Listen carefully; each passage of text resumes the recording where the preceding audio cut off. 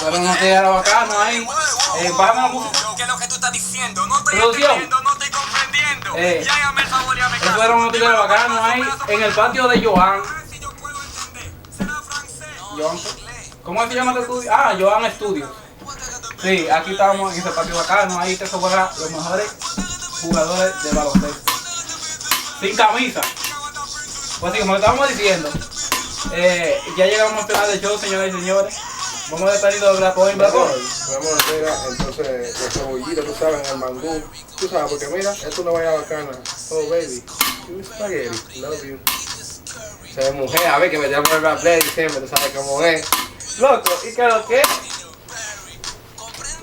Ah, pues sí, ya estamos llegando al final del show, Black Point. ¿Tú quieres venir otro día para acá, para hacer otro? Claro, tú sabes que yo no tengo problema con ustedes. Sí. A ver, porque El carajito no te molestó, ¿verdad? No, el carajito ese. casi nada, no me molestó tanto, tú sabes. Y a ustedes, señores y señores, verdad, no me voy a responder. ¿Pero, papi?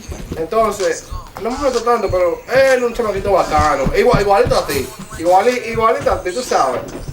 Un más que jodo, un más cruel. Mire, coño.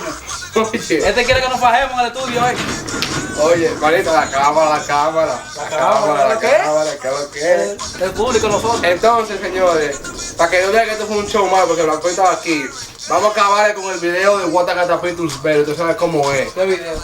El de Guatacatapitus Berry.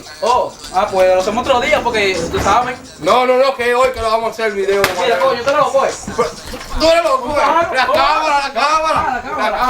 El Blackberry. El muchacho. Maldito. Se coge ¡Mi silla! ¿Tú sabes cuánto me costó esa silla, men? Esa silla cuesta más que tú. Maldito loco. Vaya a pillar.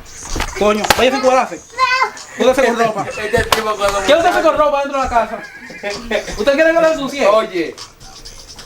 Mira, me dañó los papeles ya. Me dañó los papeles. Manín, siéntate ahí tranquilo que el show es mío, no tuyo. Ok, bueno, como estamos diciendo, señores, Black Point, fue un buen gusto conocerlo. Lo chequeamos. Nos vemos otro día aquí. Está todo loco.